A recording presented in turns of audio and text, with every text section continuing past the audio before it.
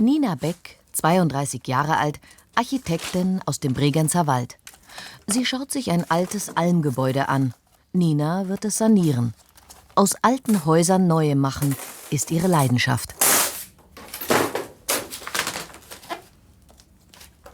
Wir sehen jetzt hier schon, was darunter vorkommt. Also wir haben diese was kommt da? Gipskarton? Gipskarton. Und das heißt, dass danach irgendwo eine Schifflattung sein muss, also eine Unterkonstruktion. Und dann kommt wahrscheinlich die massive Diele.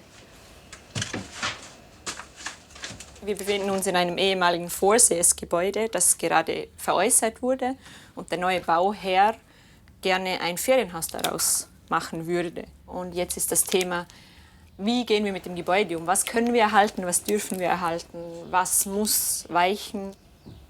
Macht dir das Stadium eigentlich gerade Spaß? Ja, sehr. Wieso? Weil es spannend ist. Gerade diese, also was man hier vorgebaut hat, also ein Fake-Fachwerk zu errichten, wo dabei dahinter massive Holzkonstruktionen liegen. Ich finde es spannend. Wie kam man auf die Idee und warum? Ja.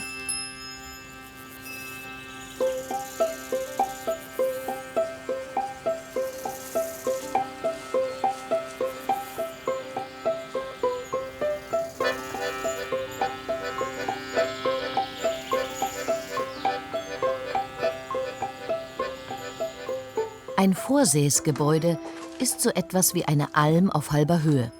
Hier kann das Vieh im Frühjahr und im Herbst weiden. Viele dieser einfachen Häuser nutzen die Bauern heute nicht mehr. Sie werden zu Wohnhäusern umgebaut.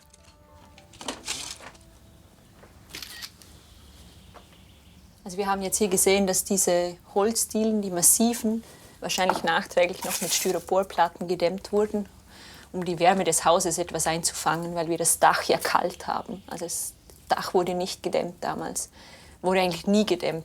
Aber dass eben die Wärme bleibt, haben sie dann diese Styroporplatten eingelegt und noch mit einer Folie quasi auch gegen Feuchtigkeit abgedeckt.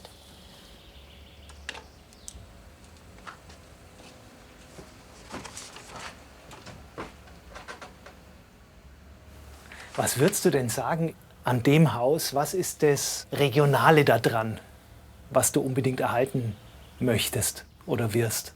Also aus rein konstruktiver Sicht ist es dieser Strickbau, also das massiv gebaute Haus aus Holz.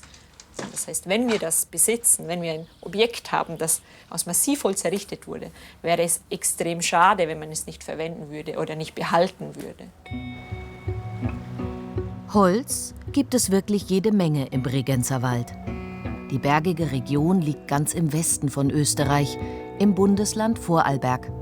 Ungefähr 32.000 Menschen leben hier, von Tourismus, Landwirtschaft und Industrie. Und ganz besonders vom Holzhandwerk. Seit Mitte des 20. Jahrhunderts entsteht hier auch wegweisende Gegenwartsarchitektur aus Holz. Was im Bregenzer Wald stattgefunden hat, ist, dass Architektur ein gesellschaftliches Thema geworden ist, dass Architektur jeden bewegt und dass wir auch dort die Chance hatten, moderne Architektur sozusagen salonfähig zu machen. Schlichte, elegante, moderne Holzbauten findet man überall im Bregenzer Wald. Sie passen wunderbar zu den alten Häusern, von denen viele noch erhalten geblieben sind. Also es ist klar, dass vor allem der Bregenzer Wald extrem hochwertige Architektur besitzt. Ich merke schon, ich will schon hier alt werden. Den neuen Häusern sieht man an, dass sie mit dem alten Bregenzer Wälder Bauernhaus verwandt sind, das hier noch die Landschaft prägt. Es ist das Spiel zwischen Neu und Alt.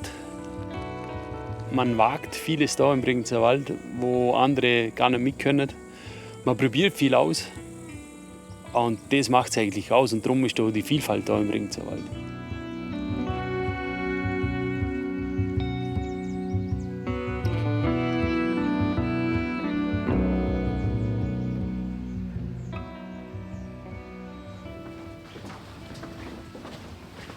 Einer, der diese Vielfalt mutig mitgestaltet hat, ist der Architekt Hermann Kaufmann. der Spross einer Zimmermannsfamilie, baut seit vielen Jahrzehnten daheim und in der ganzen Welt. Das Entwerfen eines Architekten hängt ja in einem bestimmten kulturellen Umkreis und auch an einem Erfahrungsschatz dran, den er mitbekommen hat. Deswegen sind wir eigentlich solche Leute, die viel Dinge sehen, viel Dinge inhalieren und aus diesen Dingen sozusagen neue Konzepte entwickeln. Diese Prinzipien haben sehr viel mit der Moderne zu tun. Diese Einfachheit, klare Konstruktion, klare Formen, große Belichtungsflächen zum Teil und aber natürlich mit dem Material Holz. Und das ist ein Beispiel, das einfach fast um die Welt gegangen ist.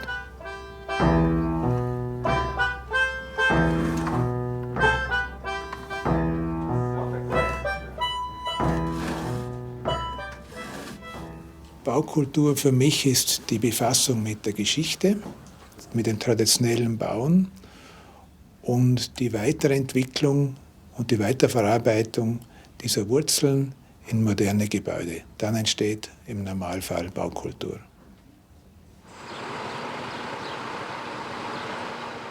Was das heißt, kann man im Dorf Krumbach sehen, mittendrin im Bregenzer Wald. In mehreren Bauabschnitten hat Hermann Kaufmann die Ortsmitte neu gestaltet. Dabei hat er sich eng an die traditionellen Bauformen der Gegend gehalten. Das ist das Pfarrhaus. Dann links, das sieht man jetzt nicht, das ist das alte Gemeindeamt, das wir saniert haben. Das Haus, das ist das Dorfzentrum. Dann das Haus ist das betreute Wohnen. Da vorne ist die Busumstiegsstelle, die Buswartestelle. Hinten ist ein sozialer Wohnbau. Und die zwei Häuser, das sind private Wohnbauten, die wir für einen privaten Wohnbauträger gebaut haben. Es war leider vorher ein ziemlich gesichtsloser Ort. Und der Bürgermeister, der damals neu gewählt worden ist, der hat gesagt, man muss Krumbach wieder erkennen, man muss einen Ortsplatz schaffen, einen Dorfplatz schaffen. Und das haben wir versucht, mit diesem ersten Gebäude diesen Dorfplatz zu formulieren. Und dann ist es weitergegangen. Dann hat er gemerkt, hoppla, man muss den Ortskern auch verdichten, es muss dort mehr Lebendigkeit hinein. Der Ort muss einfach sozusagen eine gewisse Bedeutung erlangen. Auch im Bregenzer Wald gibt es Zersiedelung und Flächenfraß, wie in vielen ländlichen Regionen. Deswegen plant Hermann Kaufmann große Mehrfamilienhäuser. Diese Art von Häusern, die könnte auch in einem Stückchen Münchner Vorstadt stehen. Jetzt vielleicht nicht als Holzbau, aber in ihrer Größe. Also die Größe ist nicht das Problem. Ich glaube, dieses große Haus ist doch eher typisch für den Bregenzer Wald. Nicht das kleine Häuschen in der Wiese, sondern das große, ruhige, klare Gebäude unter einem Dach, Langhaus, das ist das Typische des Bregenzer Waldes. Und das kommt mit diesen Bauten wieder zurück.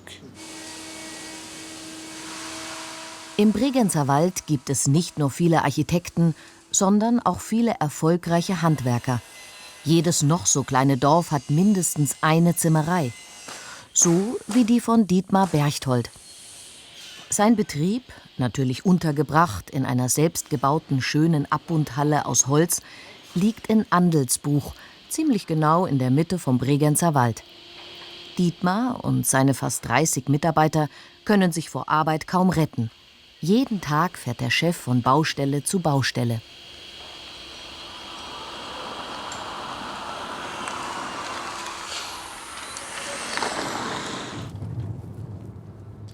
Ja, in Andelsbuch haben wir überall Gebäude, wo wir gemacht haben. Also es ist mittlerweile, ja, jährlich werden es mehr. Und das freut mich natürlich, wenn ich in der eigenen Gemeinde die Häuser machen darf.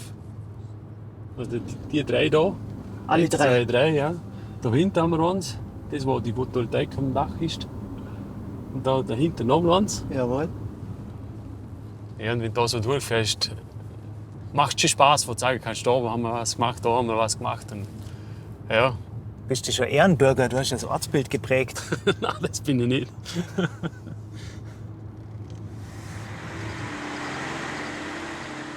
Heute wird ein Gewerbebau aufgerichtet, der Erweiterungsbau eines Steuerbüros. Die Teile des Hauses sind in der Firma vorgefertigt worden. Jetzt muss es schnell gehen. Schließlich soll der Rohbau stehen, bevor das Wetter schlecht wird. Ganz früh am Morgen ist es losgegangen. Und so ein Arbeitstag beim Aufrichten kann schon mal seine 12 oder sogar 14 Stunden dauern.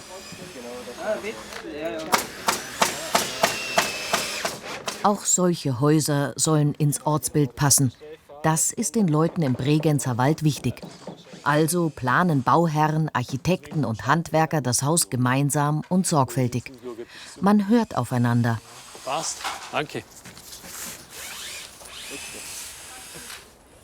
Ist das die Regel, dass ihr gut klarkommt, die Architekten und du? Ja, das ist bei uns im Bregenzer Wald. Die Architektur hat da schon viel zum Sagen eigentlich. Ja. Aber das müssen da die Bregenzer Wälder müssen das auch mitmachen. Ja. Es ist ein Miteinander. Vom Architekten, zum Planer, zum Bauherr, die ausführen, das ist alles miteinander. Und dann entstehen richtig schöne Projekte. Ja.